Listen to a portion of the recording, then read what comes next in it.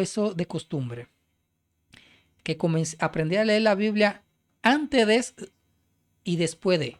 Antes de un proceso y después del proceso. Entonces, cuando tengo los dos procesos, entonces hago un resumen de esos dos procesos.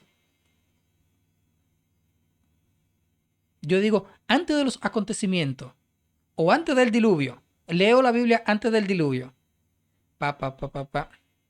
Después del diluvio, entonces hago una comparación antes del diluvio y después del diluvio, cuáles son los personajes que se trasladaron, cuáles son los personajes que se quedaron, cómo se vinieron o qué pasó, quién se filtró, quién no se filtró. ¿Quién se filtró? Como quien dice, no se filtró, bíblicamente no se filtró nada malo, porque solamente, supuestamente, no se filtró nada malo. Era Noé, sus 3 hijos, su esposa y sus 3 nueras. Eran 8, lo dice la Biblia.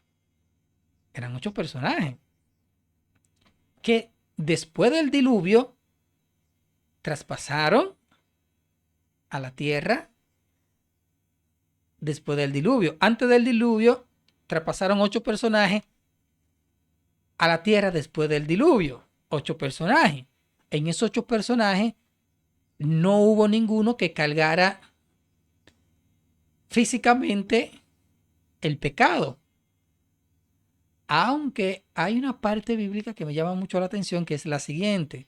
Solamente yo creo que Daniel y Moisés, y yo creo que menciona a Job, que si debo de cuestionarlo, solamente ellos se salvarían. Son 3 personajes, no recuerdo cuáles son esos 3 personajes, que menciona la Biblia, que solamente esos 3 es que pueden, si lo juzgo como debo de juzgar a todo el mundo, solamente esos 3 es que son dignos de seguir vivos.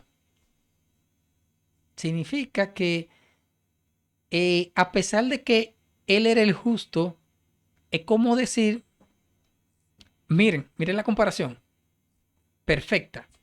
Job y Noé. Hay muchos años ahí de diferencia. Pero, a pesar de que sus hijos hacían fiesta, imaginémonos unos jóvenes en fiesta, en alcohol,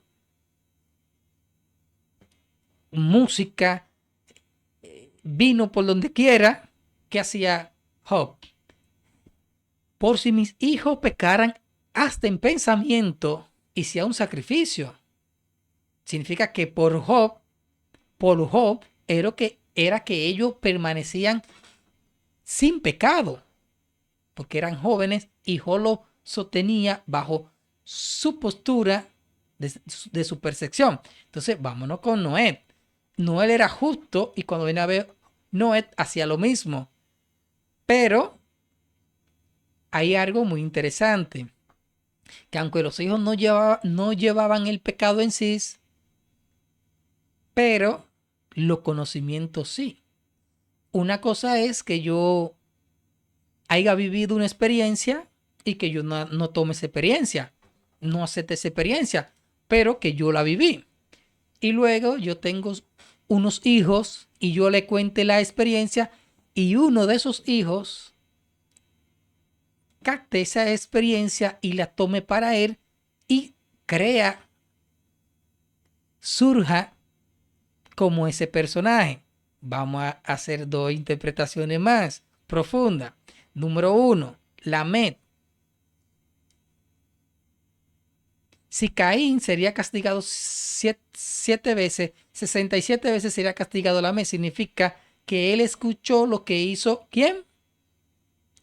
Su patriarca, Caín, y mató a su hermano. Significa que él mató a un familiar para asumir esa característica de ese patriarca. Significa que viene entonces entrando Noé bajo la perfección, pero los hijos tuvieron sus hijos, los nietos de Noé.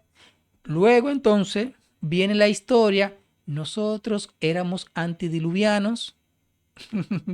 Nosotros éramos antediluvianos y existía esto, así, así, así. Y si ustedes hacen esto, pueden entrelazar, pueden llamar, pueden atraer. Entonces hubo uno de los nietos que es Cam, dice, maldito sea Canaán. Entonces significa que él absorbió lo que escuchó de su patriarca, como que dice, me gustaría ser de ese linaje. Entonces ahí entra donde Noé maldice esa descendencia. Miren cómo la Biblia se entrelaza. Les estoy diciendo que esto va a ser interesante. Cuando comencemos a hablar la Biblia, así que vamos a hablar